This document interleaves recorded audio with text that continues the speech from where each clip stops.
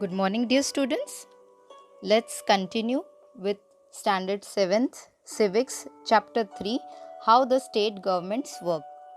So, children, let me tell you first how the structure of Indian government is. So, Constitution of India follows the federal system.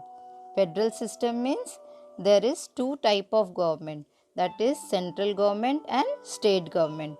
So, about the central government in detail we will study in 8th standard, but let me give you a brief introduction of it. In central government, children, Parliament of India is the supreme legislative body of India and is found by the two houses.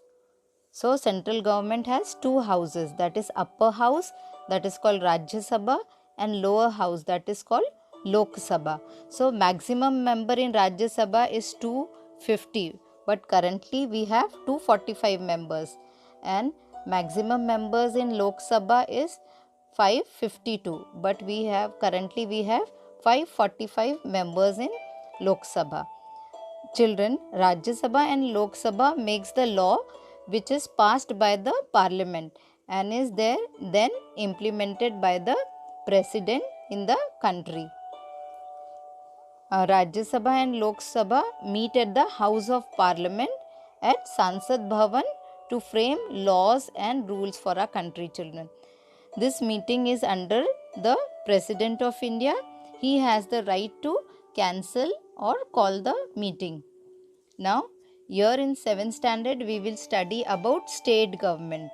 Okay, and that is under it comes the Vidhan Sabha or state assembly elections. So, here people of the state, they directly elect the members of the this Vidhan Sabha. So, number of Vidhan Sabha is also fixed, children. The seats of Vidhan Sabha is fixed and it is conducted every 5 years.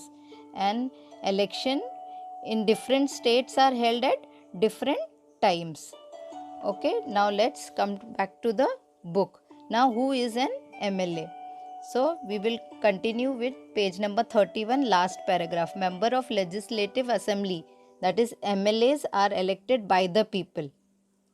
They then become members of the Legislative Assembly and also form the government.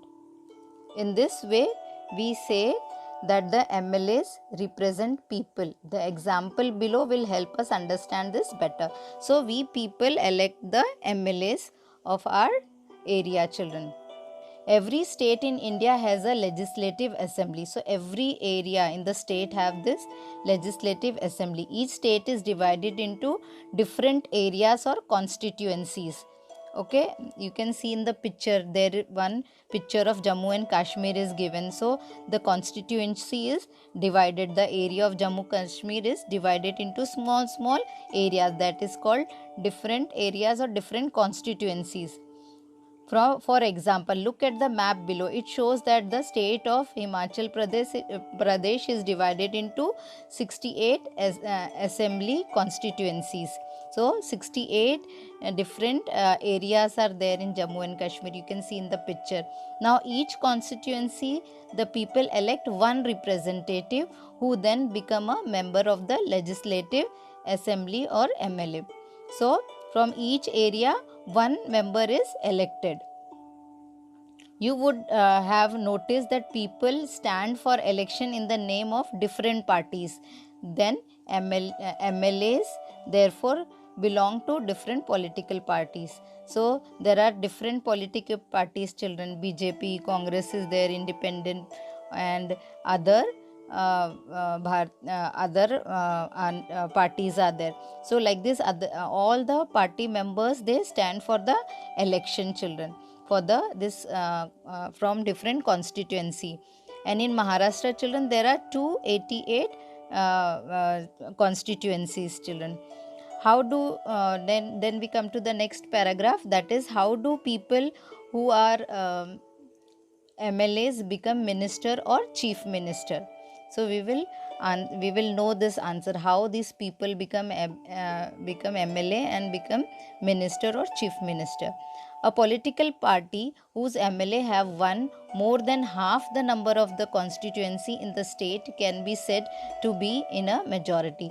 See children, if the number is 68, so 68 constituency is there, so if the winning party should have more than half number of the seat of 68.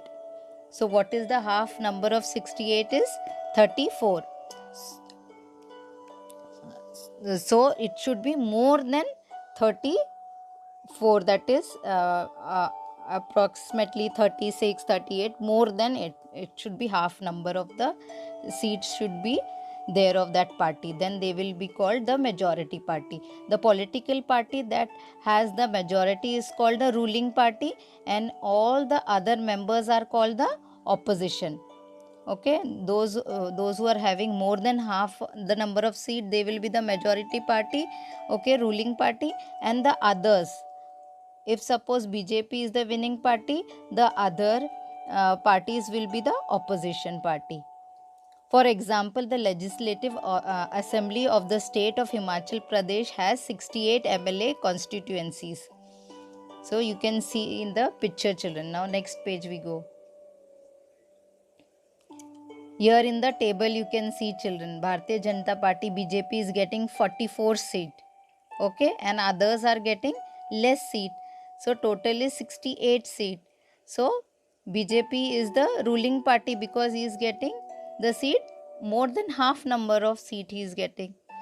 So let's continue. Candidates from various political parties won the 2017 assembly elections and became MLA.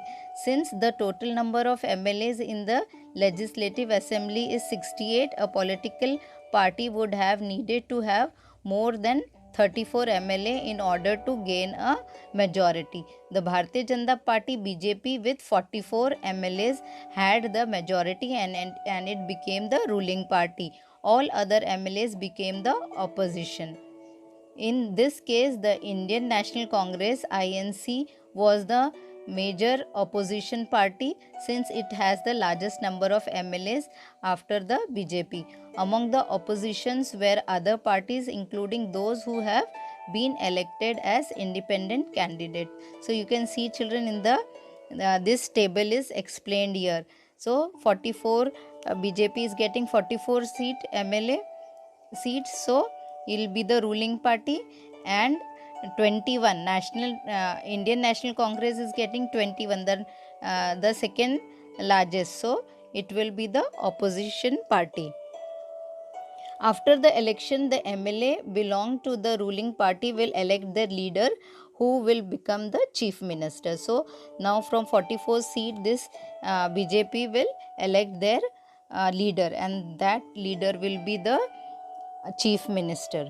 In this case, the BJP MLA choose Shri Jairam Thakur as their leader and he became the chief minister. The chief minister then selects other people as ministers.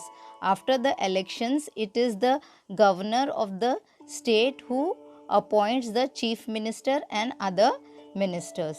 So, chief minister is elected from the winning party. Okay, the party with majority will elect their leader, that will be the chief minister, and then governor will appoint the chief minister and other minister of that state. The chief minister and other minister have the responsibility of running various government department or ministries. So now they will run the different government. They have separate offices. A legislative assembly is a place where all the MLAs, whether from the ruling party or from the opposition, meet to discuss various things. So they all come together for meeting in legislative assembly, and this ruling party and the opposition, they have the discussion. Hence, some MLAs have dual responsibility. Dual responsibilities means two responsibilities some MLAs have. One as an MLA and the other as a minister. So some MLAs are minister also and they are MLA also. So they have two responsibility. We will read about this further.